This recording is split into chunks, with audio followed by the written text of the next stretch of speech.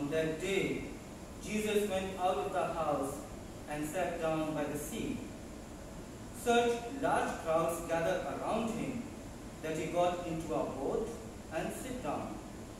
And the whole crowd stood along the shore, and he spoke to them at length in parables, saying, A sower went out to sow, and as he sowed, some seed fell on the path, and birds came and ate it up. Some fell on rocky ground, where it had little soil. It sprang up at once, because the soil was not deep, and when the sun rose it was scorched, and it withered for lack of fruits. Some seed fell among thorns, and the thorns grew up and choked it.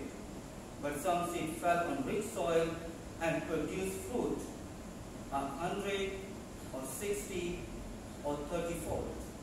Whoever has ears ought to hear.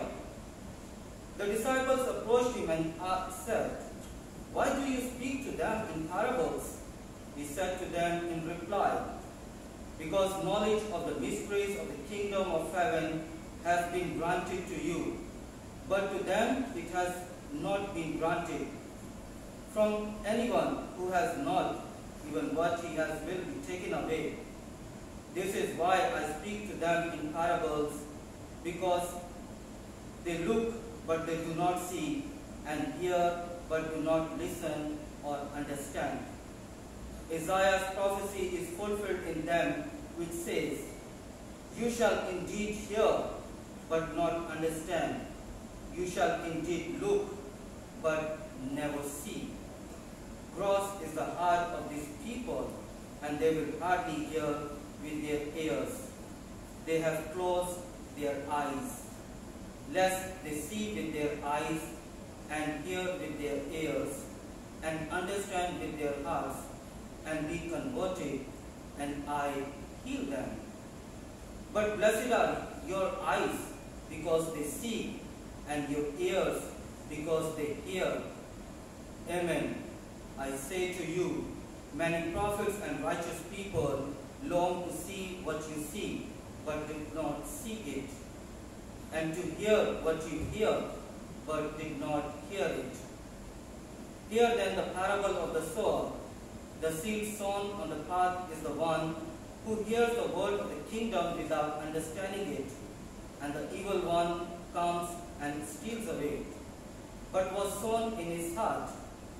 The seed sown on rocky ground is the one who hears the word and receives it at once with joy.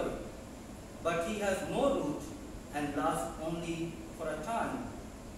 But some tribulation and or persecution comes because of the word, he immediately falls away. The seed sown among thorns is the one who hears the word, but then worldly anxiety and the lure of riches choke the word, and it bears no fruit. But the seed sown on rich soil is the one who hears the word and understands it, who indeed bears fruit and yields 100 or 60 or 30-fold.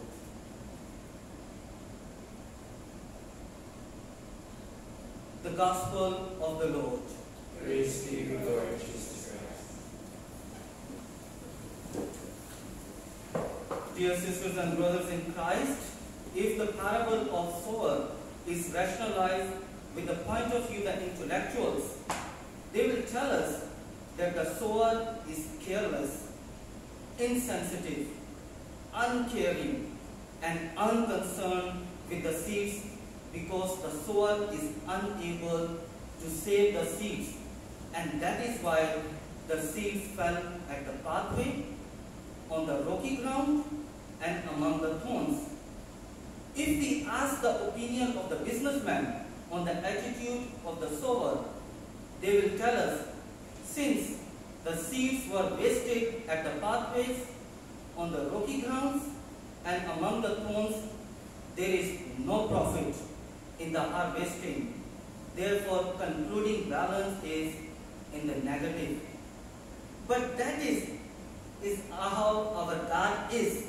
Our God throws the seeds of mercy everywhere, God does not choose or select places to put the seeds of divine mercy, but God allows the seeds of mercy to be felt everywhere because it is written in the scripture, and I quote, "Mercy triumphs over justice," unquote. God wants the seeds of mercy to be on the ground so that whoever needs the mercy of God may they not be hesitant to receive it. As also it is written in the scripture, God makes his sun rise on the evil and on the good, and sends rain on the righteous and on the unrighteous. Is it not the God of mercy? Although while we were still in the sin, Christ died for us. Is it not the mercy of God that God gave his only Son so that everyone who believes in him may not perish but have eternal life? Despite the ignorance of the pathways, arrogance of the rocky grounds, selfishness of the thorns, the seeds of mercy brought their fruit because Jesus loudly proclaimed, "I desire mercy, not the sacrifice." We all have received the seeds of mercy in the sacrament of baptism and nourished by the sacraments of the Eucharist and the confession.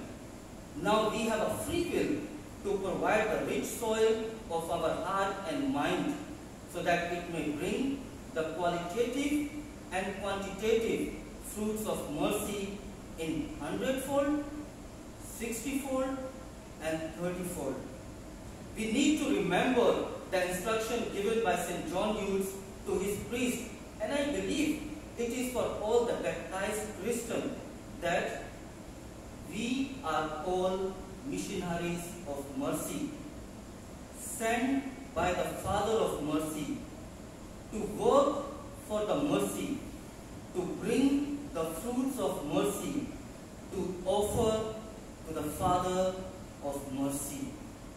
Since we all have received the seeds of mercy and nourished by the sacraments of the Holy Eucharist and the confession, now we are invited by Jesus to also sow the seeds of mercy through our words and our deeds, such as to instruct the arrogant towards the presence of God, to counsel the doubtful towards the love of God, to admonish the sinners towards the mercy of God, to bear patiently those who did wrong with us and praying for them, to forgive offenses and accepting our brothers and sisters once again, to pray for the living, sick, and dying.